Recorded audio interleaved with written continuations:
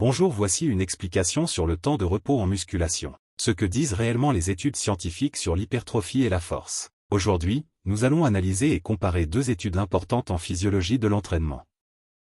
Elles ont toutes les deux examiné l'impact de la durée de repos entre les séries sur les gains en force et en hypertrophie, mais en utilisant des approches différentes.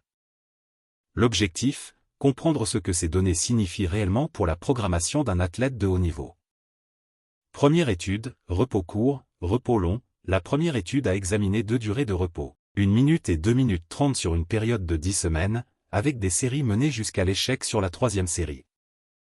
12 hommes non entraînés ont été suivis.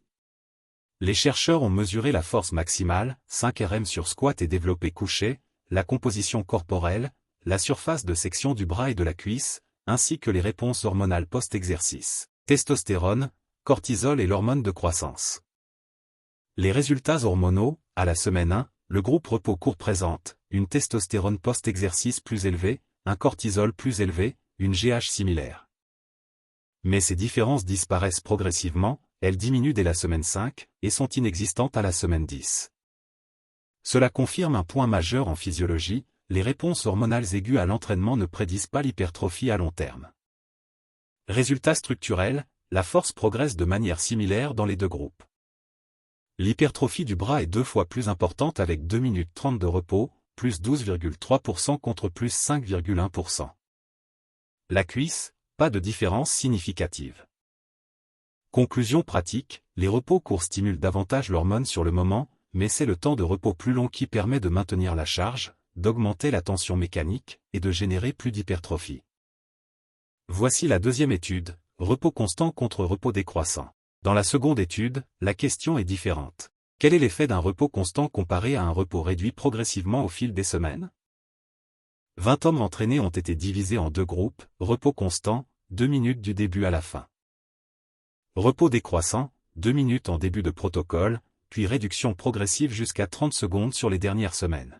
Le programme durait 8 semaines, 3 séries de 10-12 RM sur les 2 premières semaines, puis 4 séries de 8-10 RM sur les 6 dernières semaines. Les chercheurs ont mesuré, un RM développé couché et squat, le couple isocinétique, la surface de section musculaire en IRM, et le volume total d'entraînement.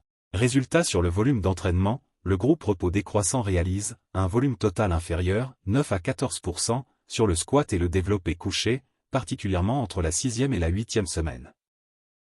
Résultat sur la force et l'hypertrophie. Malgré ce volume réduit, les gains sont similaires entre les deux groupes, hypertrophie bras, 13,8% contre 14,5%, hypertrophie cuisse, 16,6% contre 16,3%, force 1 RM. Développé couché, 28% contre 37%, force 1 RM squat, 34% contre 34%. Conclusion pratique, sur une courte période, 6 semaines effectives, réduire progressivement les repos n'empêche pas les gains de force et d'hypertrophie tant que l'intensité reste en zone RM, et que la charge mécanique reste suffisante. Ce protocole augmente cependant la fatigue systémique et réduit la performance en fin de cycle.